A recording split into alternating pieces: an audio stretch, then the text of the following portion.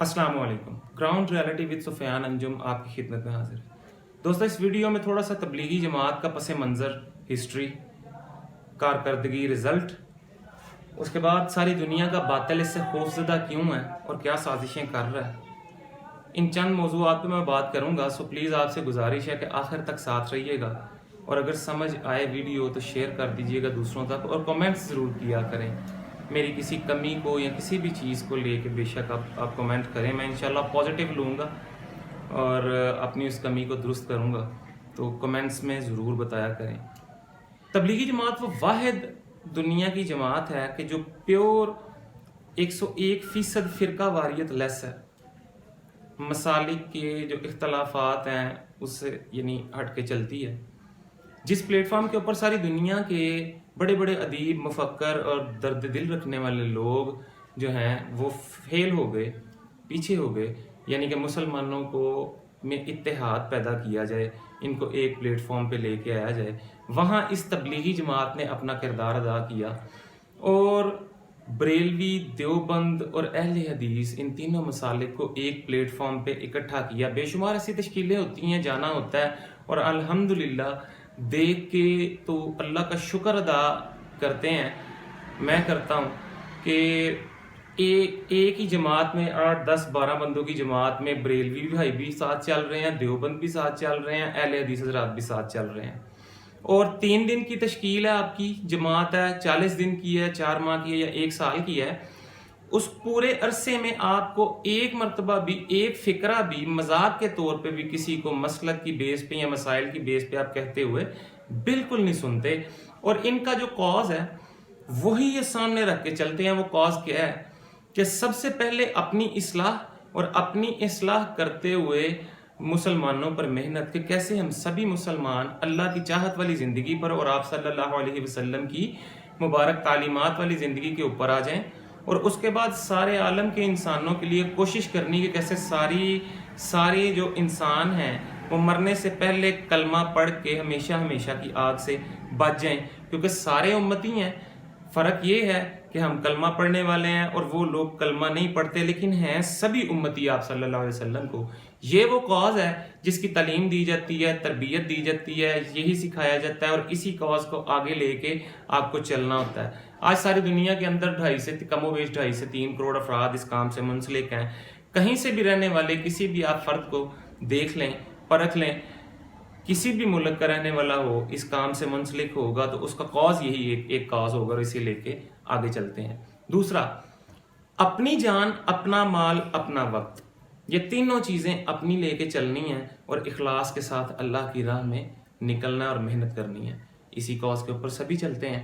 अच्छा, इसके साथ जो है ये वो वाहिद जमात है कि किसी भी दौर में किसी भी एक पॉइंट पे आप ये नहीं दिखा सकते कि इसने कभी भी किसी के खिलाफ कोई प्रोटेस्ट किया हो, धरना दिया हो, एहतजाज, किसी गवर्नमेंट के किसी रूल की पाबंदी ना की हो।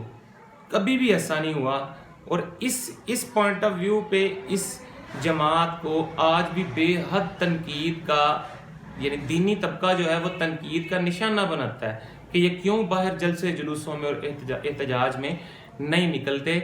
उसकी भी वजह ये है कि अपनी ज़ात पे जुल्म बर्दाश्त कर लेना, तनकीद बर्दाश्त कर लेना, लेकिन इस काम के ऊपर कोई रुकावट ना आए, हर्ज ना आए, और अपने ऊपर बर्दाश्त करना, सब्र करना। इस सब्र के इनाम में अल्लाह पाक पता नहीं कितने लोगों की हिदायत का फैसला फरमा देंगे। सो ये जमात जुल्म सहती, बातें, तंज, तनकीद, तनकीस, ये सब सहती हुई अपने काम में मगन और निकलती, और इंशाल्लाह जब तक मेरा अल्लाह चाहेगा ये जमात अपना काम करती रहेगी। मेन मसला यहाँ पे अच्छा ये है कि एक चीज़ हमें समझनी होगी खुदा के वास्ते कि हमारा दुश्मन जो है उसका टारगेट बरेलवियत नहीं, उसका टारगेट अहले हदीस नहीं, उसका टारगेट देवबंदी नहीं। हमारे दुश्मन का टारगेट जो है वो इस्लाम है। ये तो पार्टीशन आगे मसालिक की बेस पे की गई। देखें, मसालिक में मसाइल का इख्तलाफ था, है और शायद ता क़यामत रहे, लेकिन इससे आगे जो शिद्दत पैदा की गई, नफरत भरी गई, बुग़्ज़ और कीना भरा गया और इस स्टेज पे लाया गया कि एक फर्द कट रहा है सामने, मुसलमान, जुल्म हो रहा है उसके ऊपर, उसे मारा जा रहा है, खून बहाया जा रहा है, اور دوسرے جو بیٹھ کے کلیپ کریں پیچھے تالیاں بجائیں کہ ہونے دو، خیر کون سا اپنا ہے، ہونے دو، اسی قابل ہیں یہ چیز ایک سازش کے طریقے یعنی کہ طور پہ دشمن نے، باطل نے، کفر نے یہ سازش کی. کیونکہ اتحاد، تاریخ اٹھا کے ہم ماضی دیکھ لیں کہ اتحاد جب تک مسلمانوں میں ہوگا، ہمارا باطل جانتا ہے ان کو دنیا کی کوئی طاقت جو ہے وہ شکست نہیں دے سکتی. پارٹیشنوں میں بانٹ دو ان کو اور پھر جس طرح مرضی ان کو کاٹتے رہو، چھانٹتے رہو، یہ کبھی بھی آپ کا کچھ نہیں بگاڑ سکیں گے. سو یہ کیا اور ہوا، اور اس کا شکار ان کا اعلی کار ممبر رسول اور اس کے اوپر بیٹھنے والے علماء جو ہیں، جنہوں نے غلط پھر یعنی جہاں پہ اسلام بیان کرنا تھا وہاں انہوں نے مسائل، مسلک اور مسائل کو بیان کر کر کے عوام کو ذہنی طور پہ ان کی مینٹیلٹی کو اس لیول کے اوپر لے آئے. اور آپ دیکھیں کہ دینی طور پہ تینوں مسالک میں کوئی بھی جماعت عملی طور پہ جب بھی میدان میں اترے گی، مار پڑے گی، پھینٹی پڑے گی. ایسے ایشوز، ایسے مسائل کہ جن کا مسالک سے کسی بھی قسم کا کوئی تعلق نہیں، نہ وہ دیوبندیوں کے، نہ وہ اہل حدیثوں کے، نہ وہ بریلویوں کے، وہ ساری دنیا کے سارے مسلمانوں کے. ختم نبوت والا مسئلہ کیا دیوبندیوں کا ہے یا علامہ مولانا حضرت خادم حسین رضوی دامت برکاتہم ان کا ہے؟ تحریک لبیک والوں کا ہے؟ اہل حدیثوں کا ہے؟ کسی ایک خاص کمیونٹی کا ہے؟ ساری امت مسلم کا ہے. اور اس میں جو بھی لیڈ کرے، جب بھی جو نکلے، ہمارا فرض بنتا ہے ہم اس کے ساتھ مل جائیں اور باہر نکلیں. لیکن آپ دیکھیں کہ علامہ خادم حسین رضوی صاحب جو ہیں، کتنی فیصد عوام جو ہے وہ ان کے ساتھ نکلی، اور پھر ان کے ساتھ کیا کیا گیا، کیسے ان کے کارکنان کو شہید کیا گیا. ان کی فیملی کے 90 100 سال کے بزرگ جو ہیں انہیں 100 سوا سال کی سزائیں سنا دی گئی ہیں، جیلیں بھر دی گئی ہیں. مجھے بتائیں کتنے لوگ دوسرے اہل حدیث اور دیوبندی حضرات یہ اٹھ کے انہوں نے ان کا ساتھ دیا، آواز ملائی، بلکہ دشمن کے ساتھ مل کے ان کی کریکٹر اسیسینیشن، کردار کشی میں لگے رہے کہ یہ منافق، پیسے کھا لیے رانا ثنا سے، ان کی میٹنگ اور سارا کچھ اس طرح کی باتیں کرتے رہے. یہ ان کا تھا ایشو. اسی طرح تبلیغی جماعت دونوں ممالک میں ایک وقت میں یہ سازش کی گئی. اب میں اس چیز کے اوپر آتا ہوں سب سے پہلے کہ یہ جو باطل قوتیں ہیں، پوری دنیا کا کفر اس تبلیغی جماعت سے اس کو کیوں سب سے زیادہ ڈر ہے اور اس کو خطرہ ہے، اور وہ کیا کر رہا ہے اس کے خلاف سازشیں، اس کے اوپر آتے ہیں. اور اس کے لیے سب سے پہلے ایک جو سابقہ پادری تھے، کرسچینٹی کے پلر تھم، ان کا قبول اسلام کا واقعہ، یہ 1.5 منٹ کی ویڈیو میں بنا سکا تھا بیان سنتے ہوئے. یہ میں آپ کو دکھاتا ہوں اور پھر تھوڑا سا مختصر سا واقعہ آپ کو سناتا ہوں. انشاءاللہ اس کے بعد اپنی ویڈیو کا اختتام کریں گے. آئیں پہلے یہ چھوٹا سا ایک کلپ آپ دیکھیں اور اس کے بعد بات کرتے ہیں. Se alguém disser que você não vai conseguir, se alguém disser que o Jamaat não é para você, se alguém disser que é muito difícil, faça doar, coloque na mão de Allah o supernatal e acredite, porque Deus faz diferente do homem. تو خود مسلمان یا آپ کے قریب لوگ آپ کے خلاف جائیں گے کہ یہ کام تیرے لیے نہیں ہے، آپ اللہ تعالیٰ کے راستے میں نکل نہیں سکتے، تو آپ اللہ کی طرف متوجہ ہو کر دعا کرو کہ یا اللہ مجھے قبول کر دے. dia, uma semana depois, eu estava dormindo na minha casa e um irmão me liga e fala: Abdullah, corre comprar passagem, viaja para a capital do Brasil, Brasília, porque você vai pegar visto para o Paquistão. Eu disse: como? Ele falou: não sei, vai lá. تو اس کے ایک ہفتے بعد ایک ساتھی نے مجھے phone کیا، وہ ساتھی بھی برازیل سے اور وہ بھی اس جماعت میں 4 مہینے لگا رہے ہیں. تو انہوں نے مجھے فون کیا کہ آپ فلائٹ لے لو برازیلیا کی طرف، برازیل کا کیپٹل، اور وہاں آپ پاکستان کا ویزا لے لو. میں نے کہا یہ کیسے ہو سکتا ہے، یہ مشکل بات ہے اور بہت وقت لگتا ہے. لیکن انہوں نے کہا کہ بس آپ سفر کرو، اللہ تعالیٰ آپ کی مدد کرے گا. Só deu tempo de pegar meia dúzia de roupas. جی، یہ 300 چرچ گرجا گھر جو ہیں وہ ان کے یہ ہیڈ تھے، انچارج تھے، ان کی چابیاں ان کے پاس تھیں. ایک تبلیغی جماعت جاتی ہے باہر ملک میں، وہاں ایک پتہ چلتا ہے کہ تبلیغی جماعت جب باہر ملکوں میں سفر کرتی ہے تو ان کا طریقہ کار کام کرنے کا یہ ہوتا ہے کہ یہ کسی بھی غیر مسلم کو دعوت نہیں دیتے. یہ اپنے مسلمان بھائیوں کو ڈھونڈتے ہیں وہاں پہ اور ان کو جا کے ترغیب دیتے ہیں کہ تم دین پہ آؤ، وہ اخلاق اور صاف آپ صلی اللہ علیہ وسلم کی جو تعلیمات ہیں وہ اپنے اندر پیدا کرو، یہ خود بخود راغب ہوں گے تمہاری طرف، کیونکہ سنت کے مطابق زندگی گزارنا یہ ویسے ہی ایک میگنیٹ کا کام کرتی ہے اور لوگ جو غیر مسلم جو ہیں وہ متاثر ہو کے اس میں اٹریکٹ ہوتے ہیں. خیر، یہ کسی مسلمان کی تیمارداری کے لیے ہاسپٹل گئے, انہیں پتہ چلا کہ جس سے ملنے آئے ہیں وہ ہاسپٹل ایڈمٹ ہے, وہاں پوچھنے چلے گئے, وہاں پتہ چلا کہ بہت بڑے ایک پاپ جو ہیں فادر وہ بھی بیمار ہے اور داخل ہیں. اللہ نے ان کے دل میں بات ڈالی, یہ ان کی بھی تیمارداری کرنے کے لیے چلے گئے, 2-4 باتیں ہوئی, واپس آ گئے. اللہ نے ان کے دل پہ چوٹ کی اور نیکسٹ ڈے ڈسچارج ہو کے وہ اس جماعت کا پتہ کرتے مسجد میں ان کے پاس پہنچے اور جا کر مجھے لا الہ الا اللہ محمد الرسول اللہ پڑھا دو. انہوں نے پڑھا دیا. اس کے بعد ان لوگوں نے اسے کہا کہ دیکھو آپ ایک VVIP پرسنالٹی ہو تو بڑے پنگے میں آ جاؤ گے, تھوڑی دیر چھپا لو اپنے ایمان کو, لیکن روح پیاسی ہو, سالوں کی خوراک ملی نہ ہو, تو جب یہ ایمان کی خوراک انجیکٹ ہوتی ہے اس میں تو لیول کچھ اور ہو جاتا ہے, وہ نہیں ماننے. اگلے دن سنڈے تھا, سنڈے کو چرچ میں جاتے ہیں اور کھلے عام کہتے ہیں, سارے کرسچنز وہاں پہ موجود ہوتے ہیں کہ لوگوں میں نے لا الہ الا اللہ محمد الرسول اللہ پڑھ لیا ہے, میں آج سے ایک مسلمان ہوں, میں نے اسلام قبول کر لیا, میرا کرسچینٹی سے آج سے کوئی تعلق نہیں. اس کے فوراً بعد ان کو جو اسائشیں دی گئی تھیں, بنگلے, پراپرٹیز, گاڑیاں, ہیلی کاپٹرز, یعنی دنیا کی ہر ایک الیٹ اور بورسا کلاس بھی وہ تصور نہیں کر سکتی وہ لائف سٹائل یا لائف سٹیٹس جو یہ گزار رہے تھے.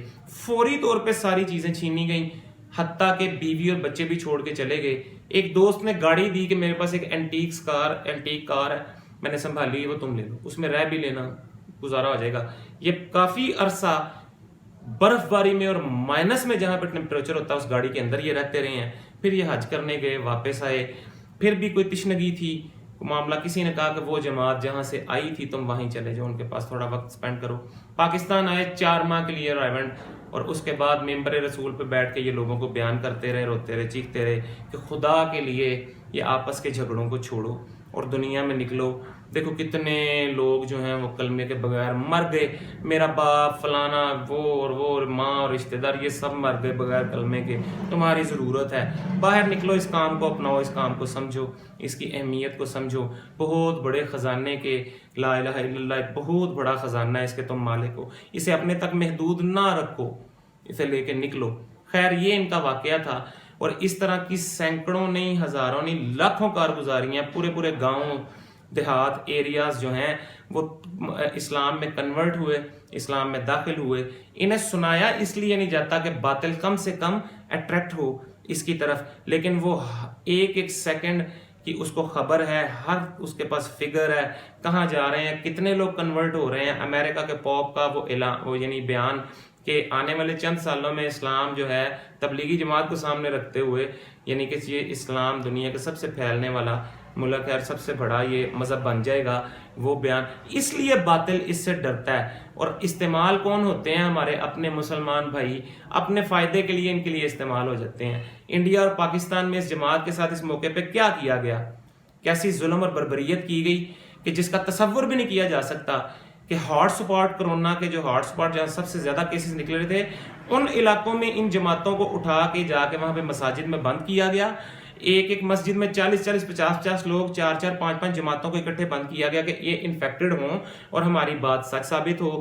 تھانوں میں لے کے جا کے لاک اپ کے اندر ہتھ کڑی لگا کے رکھا گیا اور برہنہ کر کے تشدد کیا جاتا رہا.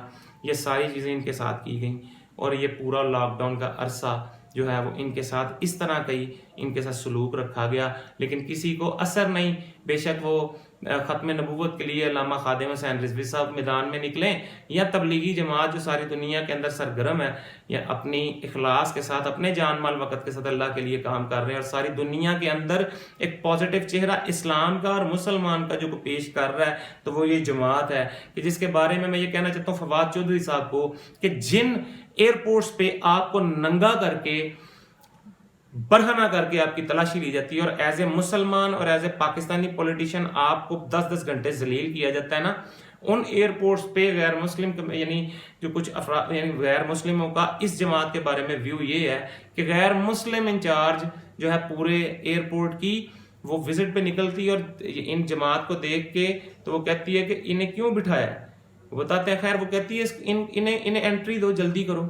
یہ تو بڑے زبردست لوگ ہیں, پیس کا پرچار کرتے ہیں, امن کا پرچار کرتے ہیں, بڑی اچھی باتیں یہ لوگ یہ معاشرے میں پھیلاتے ہیں. یہ ان کے ویوز ہیں اور آپ کا یہ ویو. اب میرے دوستو اس موقع پہ ایک چیز میں آپ کو بتاؤں, انہوں نے بیان دیا کہ دینی طبقے کی وجہ سے کرونا پھیلا ہے. بعد میں انہیں ریئلائز ہوا کہ یہ کیا ہو گیا. چاروں طرف سے جوتیاں، ملامتیں، ٹھڈے اور لانتیں، تھپڑ پڑنے جب شروع ہوئے کہ دیوبند، بریلوی اور اہل حدیث ساری طرف سے کہ یہ کیا ایک پلیٹ فارم پہ اکٹھا کر رہے ہو، یہ کیسی سٹیٹمنٹ دے دی تم نے.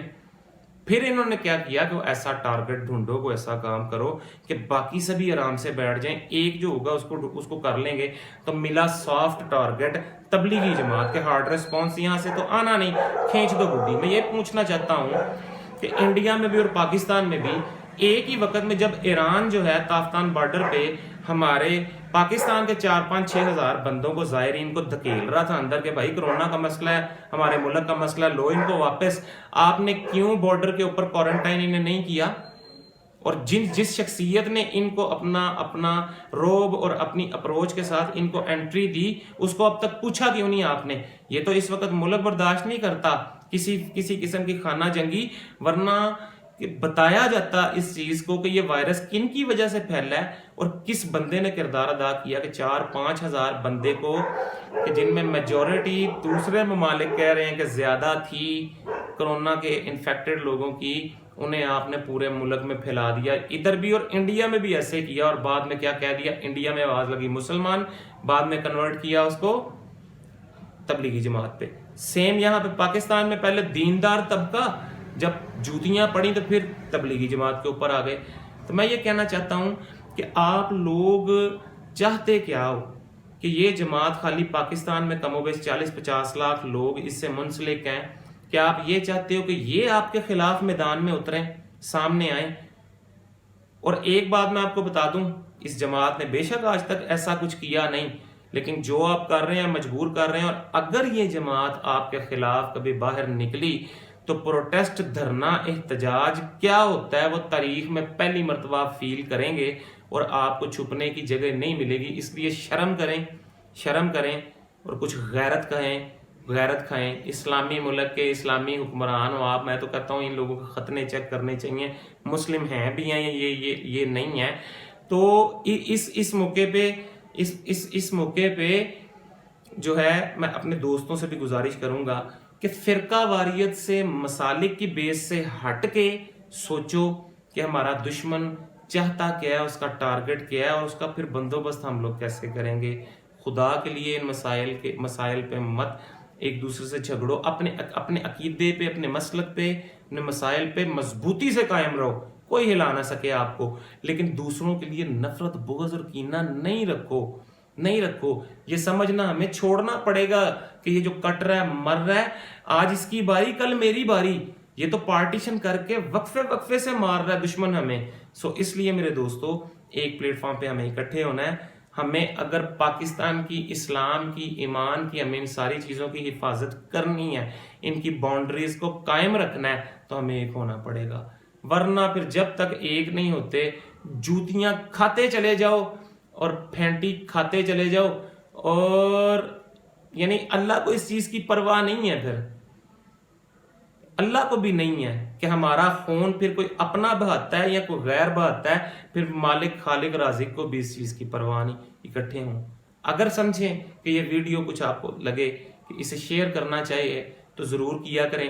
اور کومنٹس باکس پلیز اس میں تنقید بھی بے شک کیا کریں، تنقید برائے اصلاح کہ یہ میری غلطی ہے. میں اپنی غلطی کو کھلے دل ایڈمٹ کروں گا اور میں اس کو ٹھیک کرنے کی کوشش کروں گا. اور آپ کے کمنٹس کی صورت میں مجھے پتہ چلے گا کہ میرا ٹریک ٹھیک ہے یا نہیں ہے، یا میں ٹھیک جا رہا ہوں یا نہیں جا رہا. اس لیے اللہ پاک مجھے اور آپ کو، ہم سب کو، ایک تو یہ کہ ہر طرح کی آزمائش اور بیماریوں سے محفوظ فرمائے، اور دوسرا سمجھنے، عمل کرنے اور دوسروں تک پہنچانے کی اللہ پاک ہمیں توفیق عطا فرمائے، اپنا کردار ادا کریں اس چیز میں. نیکسٹ ویڈیو کسی نئے ایشو کے ساتھ پھر ملیں گے. تب تک کے لیے ٹیک کیئر. اللہ نگہبان. اللہ حافظ. السلام علیکم.